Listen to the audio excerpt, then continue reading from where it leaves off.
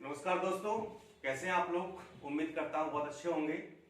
दोस्तों, समीक्षा अधिकारी मुख्य परीक्षा की तारीख बहुत नजदीक आ गई है। आज 20 तारीख हो चुकी है, 20 दिसंबर हो गया है।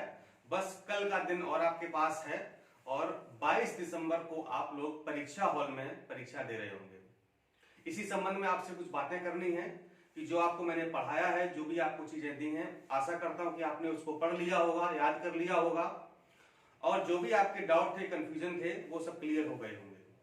आज आपको बताने वाले हैं कि कैसे परीक्षा में आपको प्रश्न पत्र को हल करना है, आपकी परीक्षा हॉल में क्या रणनीति होनी चाहिए, यानी जो आपने पढ़ा है अभी तक उसको आप अपनी कॉपी पर कैसे उतार पाएंगे और कैसे अच्छे नंबर लाके बेहतर प्रदर्शन करके आप अधिकारी बन सकते हैं और अच्छी रैंक भी ला सकते हैं।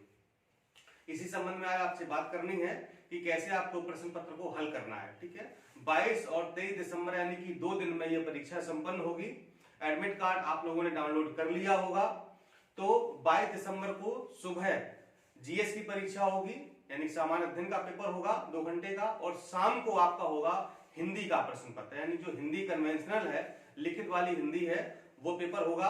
और साथ में जो ऑब्जेक्टिव हिंदी है, वो दोनों पेपर एक साथ होते हैं। कैसे होते हैं अभी उस पर हम चर्चा करेंगे। और यानी कि अगले दिन आपको 23 दिसंबर को सुबह मीटिंग में निबंध का पेपर देना होगा, जो कि 3 घंटे का होगा और आपको 3 निबंध लिखने होंगे। ठीक है, चलिए। तो 22-23 दिसंबर को आपकी परीक्षा है। आपको लेकर क्या जाना है, आपको एडमिट कार्ड लेकर जाना है और एक कोई भी आप आईडी रख लीजिएगा, जैसे कि कोई भी है, आधार कार्ड है, वोटर आईडी, जो भी हो आईडी रख लीजिएगा। हो सके तो फोटो भी रख लेना, फोटो कॉपी उसकी रख लेना। ठीक है, इमरजेंसी में अगर मांग दी जाए तो रख लेना। 2 ब्लू पेन आपको लेके जाने हैं और ब्लैक पेन भी आपको लेके जाना है। ठीक है, परीक्षा में आप सिर्फ ब्लू और ब्लैक पेन का इस्तेमाल करेंगे। कई सारे लोगों ने पूछा कि जो एडमिट कार्ड में निर्देश दिए हैं सिर्फ ब्लैक पेन, तो ऐसा कुछ नहीं है। वो निर्देश आई थिंक वो प्रारंभिक परीक्षा वाले होंगे, जहां पर आपको सिर्फ ब्लैक पेन यूज करना होता है। लेकिन मुख्य परीक्षा में आप ब्लू पेन से लिखेंगे, नीले पेन से लिखेंगे और ब्लैक पेन से आप हेडिंग डालेंगे। ठीक है, कुछ लोगों ने ये भी पूछा कि स्केच पेन का इस्तेमाल कर सकते हैं क्या। तो देखिए, करने को आप कर सकते हैं, कोई प्रॉब्लम नहीं है। लेकिन क्या होता है कि जो स्केच पेन से आप लिखते हैं, फिर कॉपी काफी दिनों तक रखी रहती है तो वो फैल जाता है। ठीक है, वो मतलब खराब हो जाता है। इसलिए स्केच पेन से बचें। हेडिंग बनाने के लिए आप ब्लैक पेन का इस्तेमाल कर सकते हैं। ठीक है, कई बार कोटेशन वगैरह लिखते हैं या कुछ महत्वपूर्ण चीज लिखते हैं, तो वहां पर भी ब्लैक पेन से आप लिख सकते हैं या अंडरलाइन कर सकते हैं। ठीक है, कोई समस्या नहीं है। ब्लू और ब्लैक पेन आपको इस्तेमाल करना है। इसके अलावा आपको कोई भी कलर्ड पेन या फिर पेंसिल वगैरह इस्तेमाल नहीं करना है, क्योंकि पेंसिल से अगर आप डायग्राम बनाए और कुछ भी बनाते हैं तो फिर वो धुंधला हो जाता है, कुछ दिनों बाद दिखाई नहीं देता। ठीक है, तो जो भी डायग्राम है, फ्लो चार्ट है, टेबल है, वो सारे आप पेन से बनाए। ठीक है, और स्केल वगैरह लेकर के जाइएगा, क्योंकि जब आपको प्रारूप बनाना पड़ेगा पत्र का तो आपको बॉक्स बनाना होगा। ठीक है, इसलिए स्केल भी आप लोग साथ में रख लीजिएगा। ठीक, और मास्क लगा के जाइएगा, सैनिटाइजर लेके जाइएगा। ठीक है, ये आपको ध्यान रखना है, प्रिकॉशन लेना है आपको। ठीक है, चलिए अब बात करते हैं कि जीएस सामान्य अध्ययन का प्रश्न पत्र हम कैसे हल करें। तो आपको पता ही है कि 120 क्वेश्चन आएंगे सामान्य अध्ययन के प्रश्न पत्र में। बड़े आराम से हल हो जाते हैं, 2 घंटे का समय मिलता है, समय बच जाता है, इसलिए हड़बड़ी बिल्कुल मत मचाइए, आराम से हल करिएगा। हाँ, ध्यान रखिए, निगेटिव मार्किंग है। जो भी ऑब्जेक्टिव पेपर होगा, चाहे वो जीएस ऑब्जेक्टिव हो या फिर हिंदी ऑब्जेक्टिव हो, दोनों में नेगेटिव मार्किंग रहेगी, इसे आपको ध्यान रखना है। तो उसी हिसाब से प्रश्नों को हल करना है, जो आपको आते हैं वही हल करें, बहुत ज्यादा रिस्क ना लें। ठीक है, फिर भी मैं कहूंगा कि कम से कम 100 प्लस तो करके आए ही।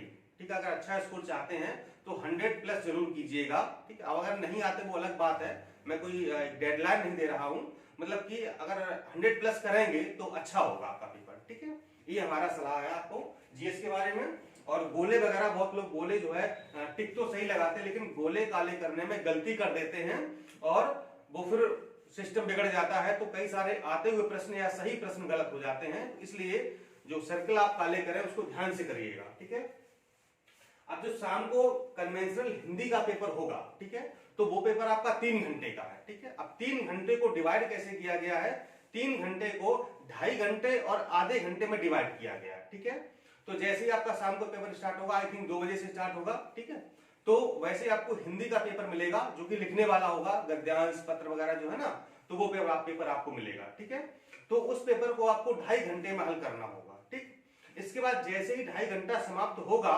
तो ये वाली कॉपी आपसे ले ली जाएगी और आप वहीं बैठे रहेंगे और तुरंत आपको जो हिंदी ऑब्जेक्टिव वाली कॉपी है वो दे दी जाएगी। ठीक है, ये ले ली जाएगी और दूसरी कॉपी वहीं पर दे दी जाएगी। ठीक, तो उस हिंदी वाले पेपर को आपको आधे घंटे में सॉल्व करना है।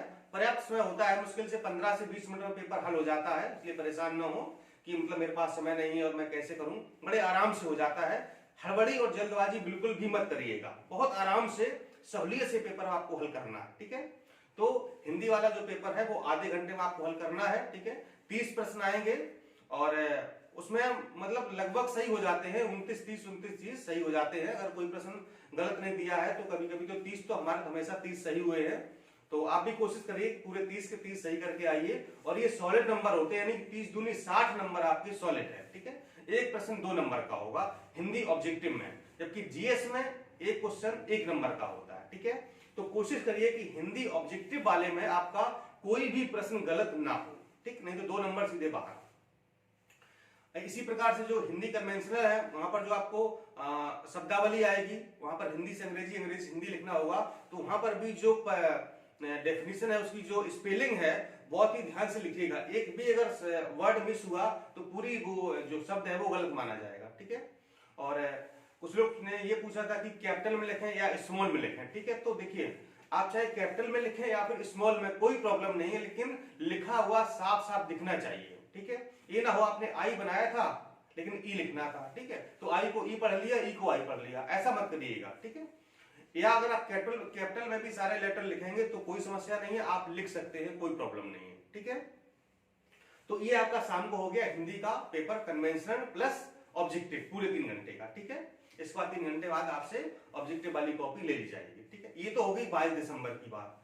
23 दिसंबर को मॉर्निंग यानी कि सुबह की मीटिंग में आपका होगा हिंदी का पेपर, जिसमें आपको 3 निबंध लिखने होंगे, समय मिलेगा 3 घंटे का। ठीक है, प्रत्येक निबंध आपको 600 शब्दों में लिखना है, 3 खंड होंगे, प्रत्येक खंड से आपको एक एक निबंध लिखना होगा। ठीक है, किसी भी खंड से आप 2 निबंध नहीं लिखेंगे, प्रत्येक खंड से आपको 3 निबंध लिखने होंगे। ठीक है, निबंध में आपकी रणनीति क्या होनी चाहिए कि सबसे पहले आप क्या करें, जो कॉपी हमारे पीछे जो रफ वर्क दिया जाता है वहां पर आप जो भी निबंध आपको लिखना है उसकी फॉर्मेटिंग कर लें।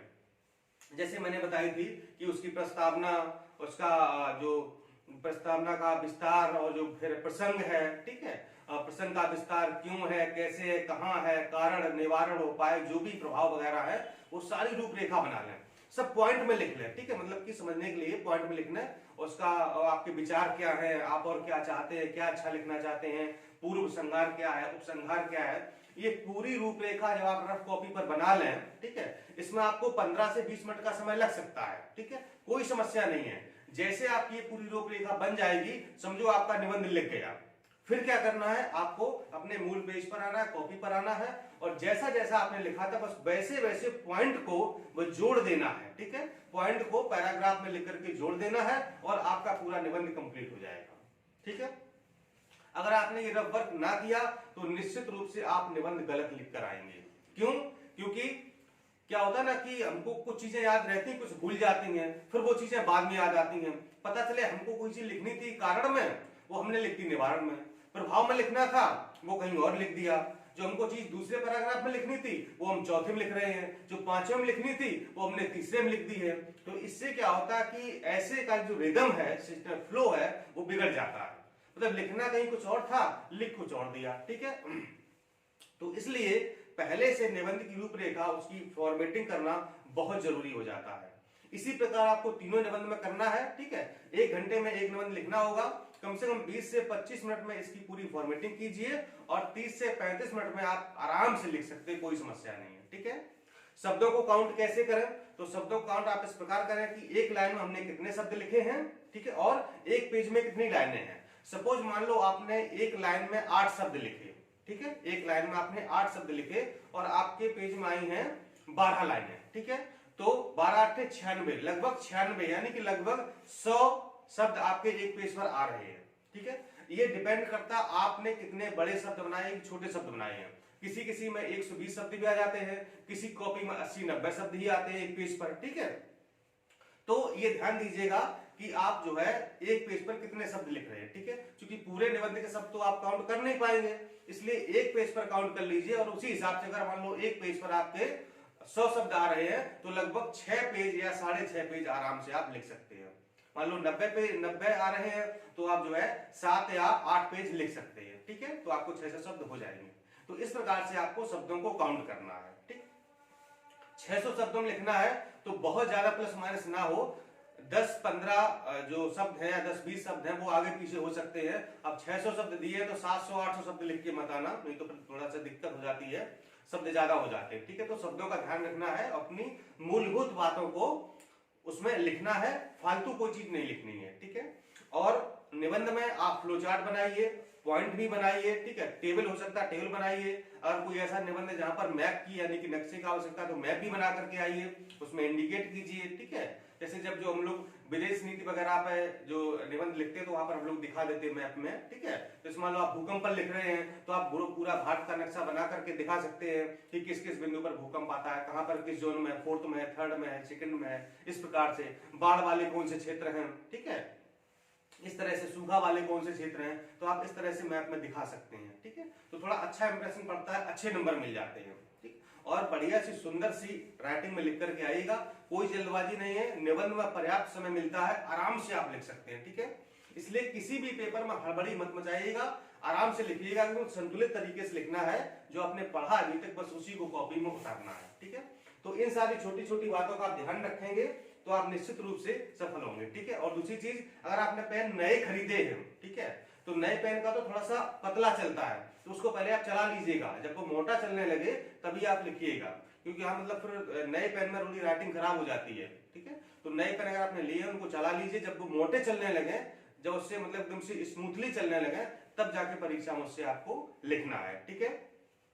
तो ये सब बातें थी, और जल्दी ही हम लोग समीक्षा अधिकारी जो 2020-21 की वैकेंसी आने वाली है या जो विधानसभा की आ चुकी है उसके लिए क्लास जल्दी स्टार्ट होने वाले हैं, और करंट अफेयर्स वगैरह आपको जल्दी मिलने वाला है, 1-2 दिन में हो सकता है आपको ये चीजें मिलना प्रारंभ हो जाएं, ठीक है।